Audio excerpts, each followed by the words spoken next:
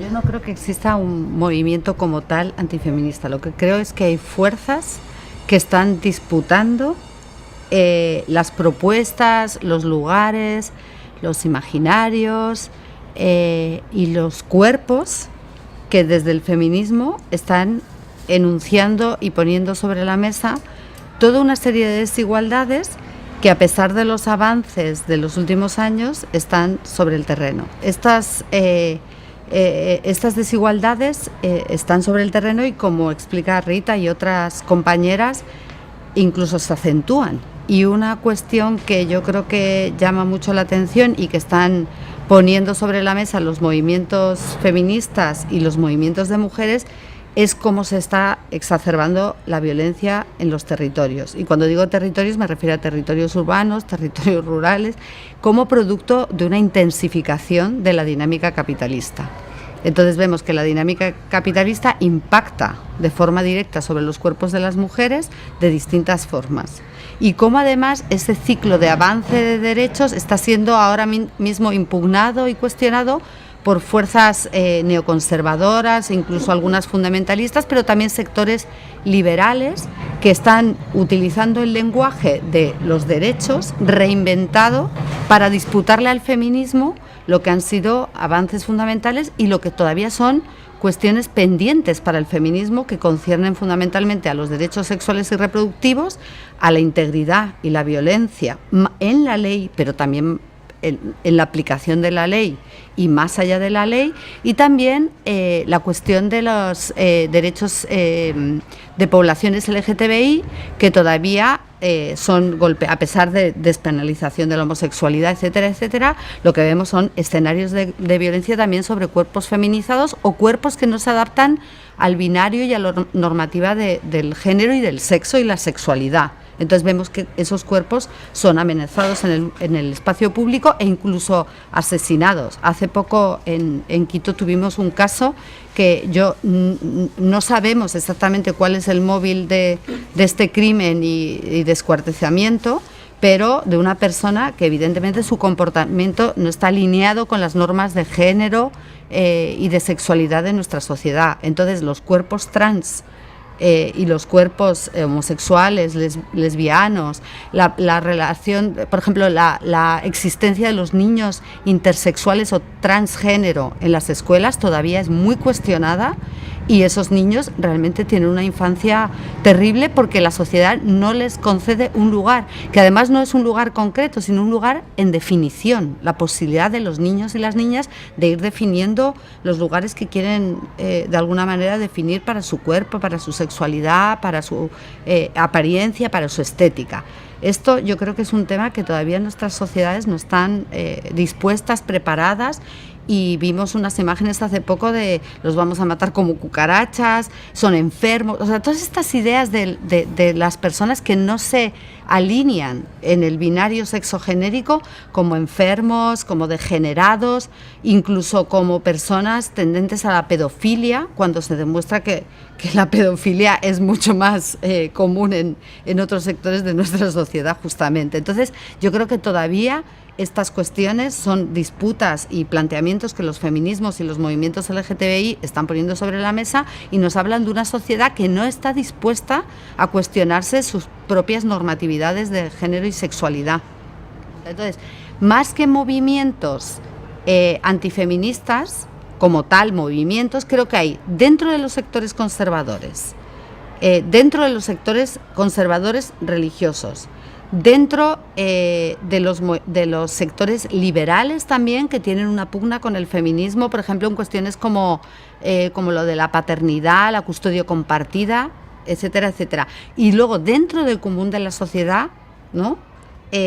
Imaginarios para los que el feminismo sigue siendo algo muy revolucionario, en la medida en que cuestiona esas identidades y que abre un camino de vida para sectores de la población, mujeres, cuerpos feminizados, colectividades LGTBI, que es un camino de reconocimiento y de ciudadanía sexual. O sea, creo que está partido entre estos sectores conservadores y luego un sentido común social más general que todavía alberga sentimientos de que hay que deshomosexualizar a la gente rara y que las mujeres todavía siguen siendo propiedad y deben seguir estando bajo la tutela de los varones.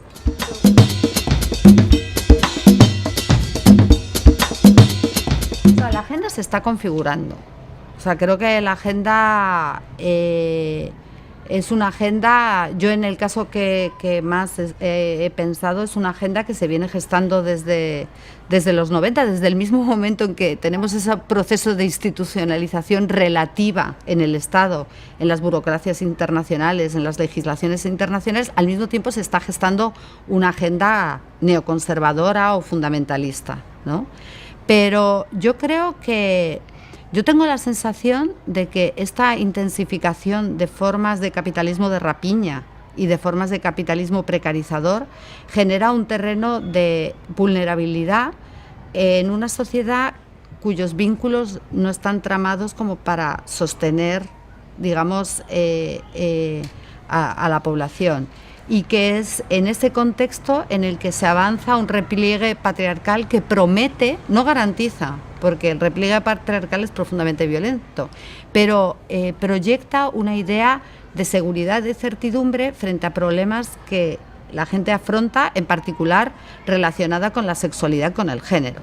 O sea, el problema de la violencia, el problema de la sexualización temprana de niños y niñas, el problema de las relaciones entre los padres y la escuela, el problema de la educación a través de la publicidad y el consumo, el problema del embarazo adolescente, ¿no? El problema del acoso, ¿no? Entonces, todos estos problemas, que son problemas cotidianos en una sociedad que no tiene redes y vínculos de protección de orden democrático, se resuelven en una agenda conservadora que promete un lugar de resguardo en clave patriarcal, ¿no? O sea, es restituir relaciones de autoridad. Por ejemplo, una cosa que inquieta a los padres es quién tiene la autoridad, ¿no? Entonces, la pérdida de autoridad sobre las hijas, sobre los hijos, yo creo que se resuelve como volviendo a un modelo, no abriendo espacios democráticos y espacios de liberación, sino espacios de autoritarismo, ¿no? Espacios de verticalidad y espacios que garantizan un orden patriarcal que... Yo creo que alguien lo planteaba ayer muy interesantemente. El orden patriarcal tiene esta doble vertiente. Castiga, ¿no? Pero también protege. Protege dentro de la disciplina y la sumisión, ¿no? Entonces, ese orden, que es un orden jerárquico y es un orden de subordinación, pero también es un orden de protección, se ha quebrado, ¿no? Entonces yo creo que estamos transitando hacia un nuevo orden en el que se quiere restituir ese viejo orden de subordinación patriarcal con supeditación y supeditación de carácter sexual, ¿no? Pero no alcanza ese nuevo orden en las nuevas coordenadas de un capitalismo de rapiña, ¿no? En el que hay un proceso de individualización y ni siquiera la familia tiene las bases como para sentar determinados valores, criterios, ¿no? Porque son los medios y el consumo los que están educando. Esto también tiene que ver con la disputa sobre los niños. De quiénes son los niños, quién educa a los niños, con qué valores se educan a los niños. Entonces yo creo que hay ese repliegue autoritario patriarcal de con mis hijos no te metas, por ejemplo, ¿no? De que mis hijos los educo yo y los educo en la protección y en la sumisión y en determinados valores sexuales rígidos que se hacen más rígidos precisamente cuando uno pierde el control, ¿no? Cuando la tasa de embarazo de adolescente, ¿de qué nos habla? Nos habla de violaciones, ¿no? De una sociedad que violenta a las adolescentes y de una sociedad donde se han acelerado, se han anticipado las relaciones sexuales respecto a momentos anteriores. Entonces, frente a esa cuestión de violencia y de sexualización temprana, es un repliegue patriarcal de decir, no, esto va a ocurrir así, aunque sean los propios patriarcas los que ejercen esa violencia, ¿no? Entonces yo creo que hay como en unas coordenadas de incertidumbre y vulnerabilidad donde los vínculos sociales no alcanzan, ¿no? Hay como un repliegue de volver a restablecer y restaurar. Por eso se habla de neoconservadores, conservar unas estructuras de poder que ya no casan, ¿no? Esas estructuras de poder con el tipo de sociedad en la que estamos, ¿no? Donde hay formas de explotación, formas de precarización, formas de vulnerabilidad territorial y del trabajo que están sobrepasando ese orden, ¿no?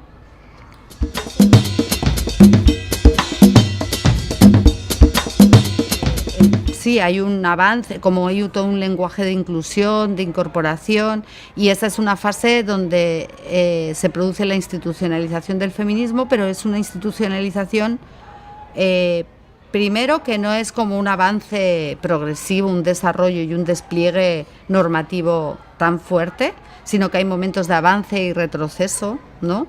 Y por otro lado, un poco un problema que ha salido a lo largo de este encuentro. O sea, hay un momento de avance institucional a través de legislación, a través de planes educativos, etcétera, etcétera, pero muchas veces esas legislaciones y esos planes no se aplican, ¿no? O sea, que tenemos casos de respuesta a la violencia con impunidad o falta de seguimiento.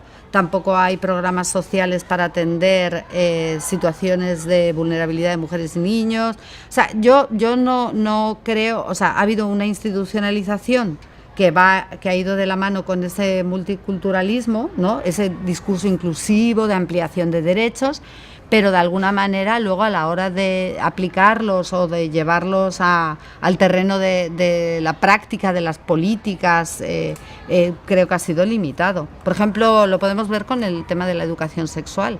Creo que la ENIPLA, en el caso del Ecuador, abrió un terreno importantísimo para pensar una política integral de salud, de educación, pero se ha encontrado con frenos, con resistencias, y luego a nivel de cuando tú eso, que es una política pública que tiene una capacidad innovadora, etcétera, producto de las feministas que también entraron en los procesos progresistas, no producto sino de un empuje desde dentro, desde fuera, tal, cuando luego se ha bajado a nivel escolar, faltaba mucha capacidad de realización. Entonces yo creo que sí ha habido esas posibilidades, esas aperturas, esa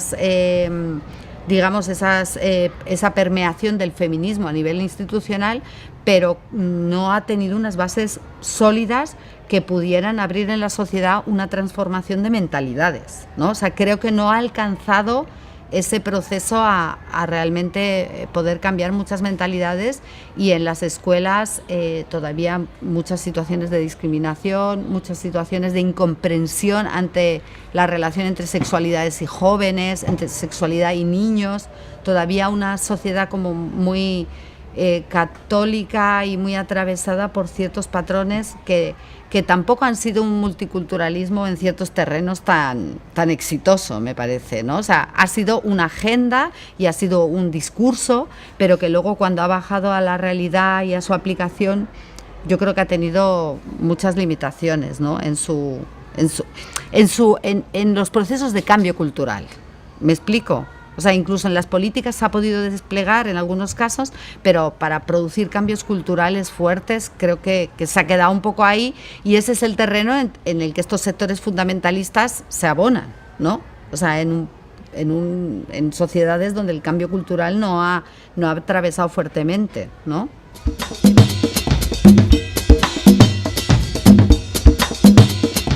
Creo que la lucha feminista en el Ecuador es muy interesante y ha abierto terrenos muy novedosos, tanto con sectores de mujeres populares, procesos de alfabetización, procesos de disputa en los territorios y de apoyos e imbricaciones con movimientos de mujeres y movimientos feministas, la cuestión del lesbianismo, la cuestión de los derechos sexuales y reproductivos, y no creo que haya que construir la polaridad dentro o fuera. Yo creo que también el ciclo progresista ha tenido sus límites, pero en la primera fase, hasta el 2013 básicamente, yo creo, ha habido una presencia feminista que ha impulsado procesos institucionales muy, muy claves, ¿no? O sea, que además han sido disputados por estos grupos conservadores, como la píldora de emergencia, como tratar de despenalizar el aborto en caso de violación, como los derechos de las empleadas del hogar. O sea, yo creo que ha habido cosas muy interesantes en el caso ecuatoriano.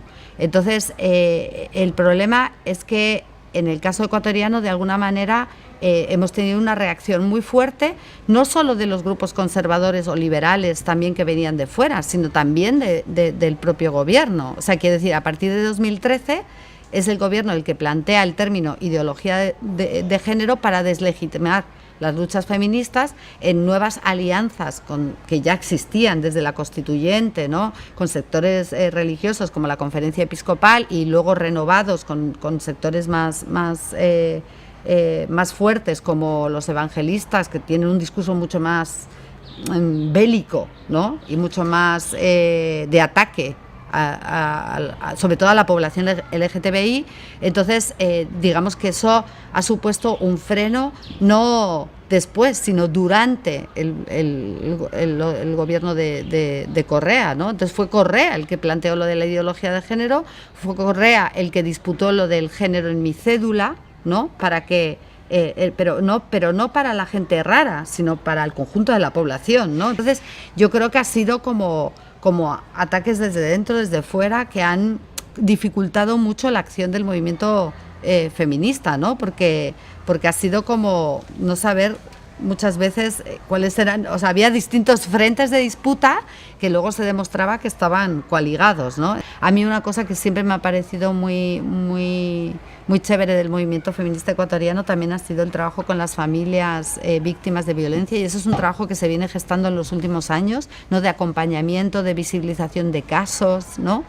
Pero quizá todos esos casos todavía hay que trenzarlos en un discurso que nos explique qué está pasando con la violencia, por ejemplo, en el Ecuador. O sea, creo que se han disputado casos muy emblemáticos de violencia, y quizá falta como tener una comprensión, o sea, yo creo que la comprensión está, falta más bien una estrategia que permita hablar con la sociedad ecuatoriana como conjunto, ¿no? Y no hablar hacia adentro, sino hablar a lo social, en un sentido amplio, para explicar qué sentido tienen todos estos casos que se están siguiendo, que se están litigando, que se está acompañando, ¿no? En un contexto de capitalismo feroz, donde todos estos casos aparecen cada vez más como la legitimación de una cultura normalizada de la violación cotidiana, ¿no? Contra niños, niñas y mujeres, ¿no? Entonces me parece que falta como trenzar, ¿no? Una comprensión, falta, yo diría, trenzar una comprensión, y falta inventar lenguajes que permitan hablar a conjuntos sociales amplios, ¿no? Que permitan, digamos, expresar los anhelos del feminismo, y trenzar esos anhelos del feminismo con el contexto de este capitalismo de rapiña, también de entrada del narco, ¿no? De expropiación de territorios, de precarización de condiciones de reproducción, ¿no? De ataque a los cuerpos como fuerza, como dice la Rita, como fuerza demostrativa de un poder sobre el territorio, poder sobre los cuerpos y poder sobre el territorio. Entonces, yo creo que lo que falta, o sea, yo creo que están todos los ingredientes, y quizá falta trenzar un poquito más un discurso potente desde el feminismo, y también tenemos que tener en cuenta que el movimiento feminista, como el resto de los movimientos sociales en el Ecuador, han pasado por un proceso de debilitamiento, ataque, ¿no? Entonces, volver a agrupar esas fuerzas, volver a trenzar, y yo creo que el feminismo además está en un momento muy interesante también a nivel global. Entonces también el feminismo ecuatoriano está en ese mapa latinoamericano y global en el que se están proponiendo muchas cosas en estos momentos, ¿no? Hay como fuertes movilizaciones en algunos países, y hay una energía feminista que fluye. Y hay una comprensión, además, radical del feminismo, ¿no? Frente a este ciclo más institucional, más por apuestas legislativas, que es importante, también hay apuestas callejeras, hay apuestas de formulaciones, con una energía muy, muy bestia, ¿no? Que además en América Latina es vivas nos queremos, ni una menos, ¿no? El tránsito entre ¿cómo se llama? El tránsito entre ni una más a ni una menos. O sea, el tránsito de ni una más es situarse del lado de la muerte y ver como el flujo de muerte. Ni una menos, ¿no? Es colocarse del lado de la vida, y estamos todas aquí, no queremos perder a ninguna. Y el tránsito a vivas nos queremos es afirmar una afirmación rotunda de la vida. Entonces me parece que el ni una menos, o sea, ni una más, ni una menos, vivas nos queremos, expresa un tránsito muy lindo en el feminismo, donde se ha podido pensar la violencia en relación a la vida, no solo a la muerte y a la destrucción y a la expropiación, a la desposesión, sino también a la vida del saberse colectivo y del luchar, ¿no? por pensar el cuerpo-territorio, ¿no? Entonces yo creo que este tránsito es muy vital para el feminismo, y además yo creo que transmite no solo dolor, sino también fuerza, ¿no? Mucha fuerza y muchas ganas de vivir, y de un vivir colectivo del movimiento.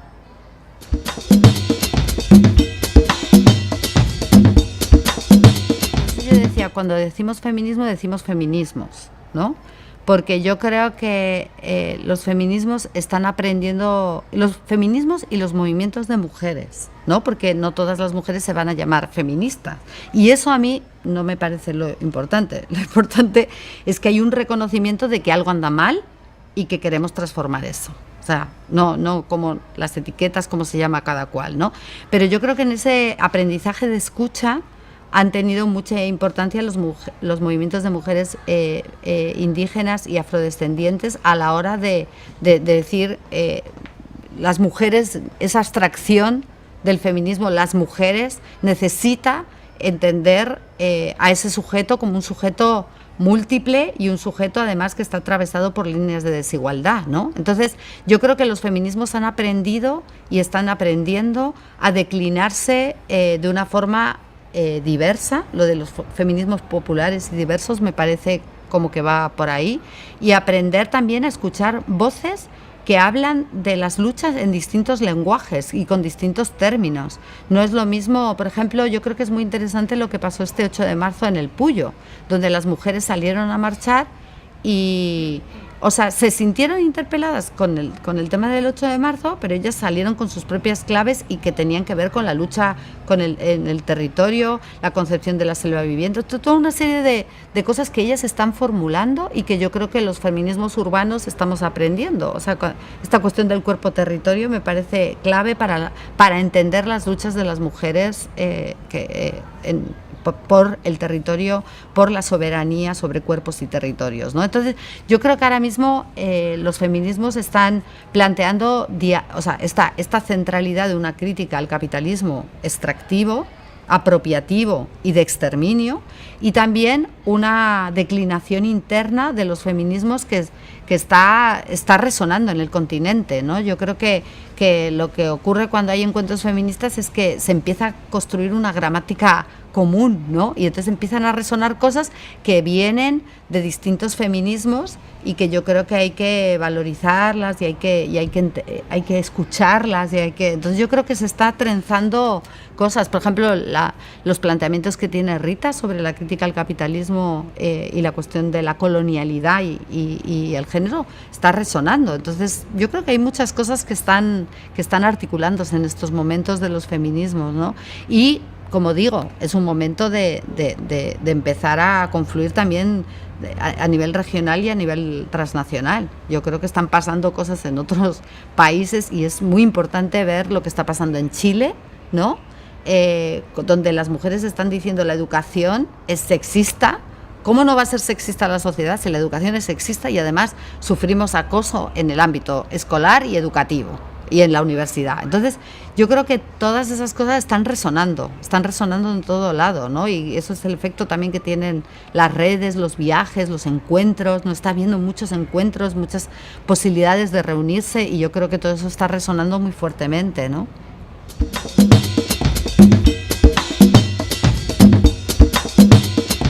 Bueno, a mí me ha interesado este repliegue patriarcal unido a este avance de grupos que están politizando la religión, ¿no? Y que es lo que yo más o menos he venido a compartir, ¿no?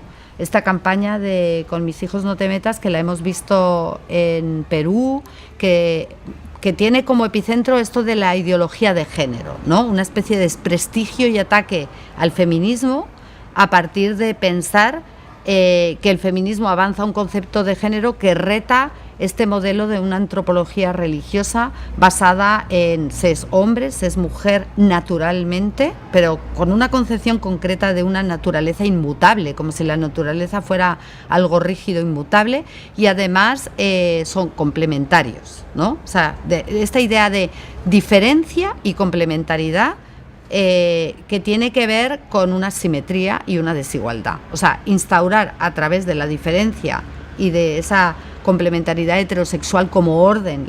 Cuando hablo de complementariedad, hablo de esta idea de heterosexualidad obligatoria, ¿no? Como el orden natural dictado, o sea, ellos hablan del diseño original, ¿no? El diseño, como si Dios tuviera un diseño original y la teología y la ciencia lo único que hicieran fueran dos lenguajes para expresar ese diseño original. Todo lo que se salga del diseño original es condenado, ¿no? Pero además es condenado con un nuevo lenguaje, que es el lenguaje de los derechos de los niños, ¿no? Entonces, la violencia es producto de alterar el diseño original, ¿no? O sea, la violencia contra las mujeres y la violencia en general es cuando se altera el diseño original, emerge la violencia. La violencia no es producida por el capitalismo, por las desigualdades, ¿no? Por la discriminación, sino que es una alteración del diseño original y entonces emerge la violencia, ¿no? Y los niños, digamos, están siendo pervertidos y se les está enseñando toda una serie de cosas, como veíamos en la imagen, un paraguas LGTBI que baja y hay que proteger a los niños de una especie de contaminación, porque los homosexuales lo que quieren es venir y homosexualizar a los niños, ¿no? Y enseñar a las niñas a abortar. Entonces, yo creo que este es un nuevo lenguaje que codifica temores, como decía antes, y ansiedades sociales que tienen que ver con la educación de nuestros hijos. O sea, con el hecho de que cualquier madre y padre, bueno, cualquiera no, pero va a querer que sus hijos tengan la posibilidad de desarrollar un sentido de bienestar, de identidades plenas, etcétera. Entonces, toda esta codificación de la ideología de género lo que viene es, por un lado, atacar el feminismo, ¿no? Con su reto a que en realidad la diferencia y la heterosexualidad tienen que ver con un orden jerárquico.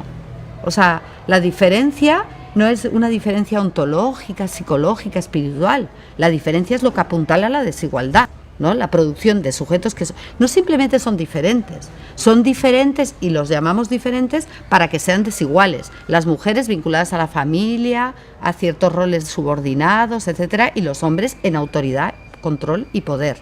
Entonces, yo creo que en este momento ese discurso de los hombres en autoridad, control y poder es muy útil a intereses de disciplinamiento vertical de la sociedad. Entonces, a mí me preocupa la movilización de la clave religiosa, que es lo que estamos viendo, como digo, a nivel regional, con distintas declinaciones. En Colombia, con el tema de la consulta y el proyecto nacional, ¿no? En Ecuador y en Perú, con esta clave, de alguna manera, de restitución de poder patriarcal a través del marco educativo, ¿no? Su impugnación al Código Orgánico de Salud y a la Ley de Violencia, ¿no? Un orden normativo. En Brasil también con el tema de la escuela sin partido y un disciplinamiento a través de la educación. Entonces, en México, en Bolivia, esto es un proceso que además también ha emergido en Polonia antes, en otros lugares, de disciplinamiento social de género, ¿no? Como una forma de afianzar ese poder, que en realidad es un poder dañado, que es el poder patriarcal de las familias, ¿no? Entonces es una suerte de privatización en la familia y en los patriarcas de dominio, cuando en realidad también tiene que ver con una agenda de la Iglesia y de los grupos de derecha de influencia sobre el Estado, ¿no? Entonces se promete, el Estado sospechamos del Estado, el Estado expulsado de la educación de nuestros hijos, ¿no? El Estado por fuera, porque es con mis hijos no te metas, los hijos son míos y los educo yo como quiero, ¿no? Y por otro lado, también de influencia de la Iglesia en el Estado. No es simplemente una privatización de los hijos, sino es una agenda de influencia sobre el Estado para los evangélicos a través de bancadas, para los católicos a través de una penetración más general, ¿no? Entonces, yo creo que ese ejercicio de privatización y ese ejercicio de captura del poder promete un horizonte de restitución del poder patriarcal, que es el que yo creo que tenemos que cuestionar. Entonces, a mí ese escenario me parece un escenario que añade a esta cuestión del capitalismo y el patriarcado este elemento religioso que además recurre a un lenguaje de secularismo estético.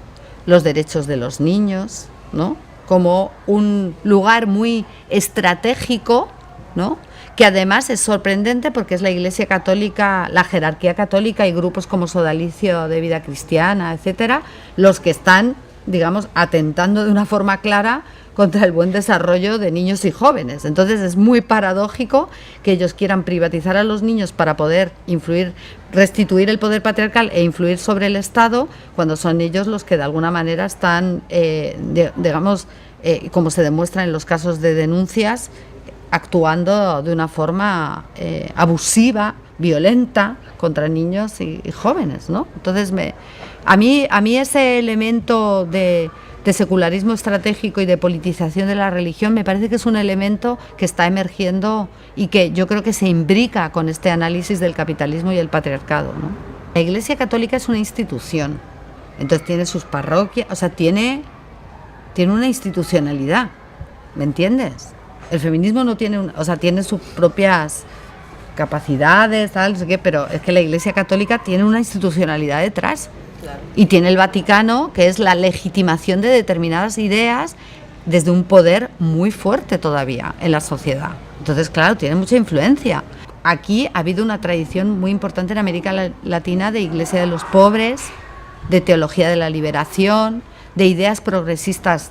O sea, el problema no es la religión, el problema es una estructura jerárquica que tiene un poder notable en la sociedad y que tiene una capacidad de infiltrar y penetrar a través de parroquias, grupos eclesiales, etcétera, etcétera, que está lanzando una serie de mensajes que van contra ideas religiosas de otras confesiones, sectores de la religión católica, sectores de religiosos que no tienen una comprensión dogmática, absolutista, esencialista y fija de qué es la naturaleza humana, ¿no? Entonces, ese es el problema, ¿no? El problema no es la religión, el problema es una clave de politización de la religión que tiene unos modelos de vida y unas prácticas que son además bélicas. O sea, en el caso de los evangélicos son prácticas bélicas. Yo he oído programas de radio que llaman a guetizar a homosexuales y lesbianas, a separarlos del conjunto de lo social porque van a contaminar a nuestros niños, ese tipo de discursos, que son discursos bélicos, discursos de odio, ¿no? Entonces, yo creo que el problema no es la religión, como se ha demostrado en América Latina, donde desde discursos religiosos se han introducido prácticas de democracia, prácticas de igualdad, prácticas de participación popular. El problema no es la religión, el problema es determinada concepción del hecho religioso y de la idea. La religión es la pregunta por la religión puede ser perfectamente como la filosofía, ¿no? La formulación de las preguntas de nuestra realidad y el intento de resolverlas y acometerlas en colectivo, ¿no? En una clave espiritual, ¿no? El problema son determinadas concepciones dogmáticas, absolutistas y esencialistas de qué son los cuerpos, qué son los humanos, cómo se debe vivir en sociedad, quién tiene el poder, ¿no? Ese es el problema.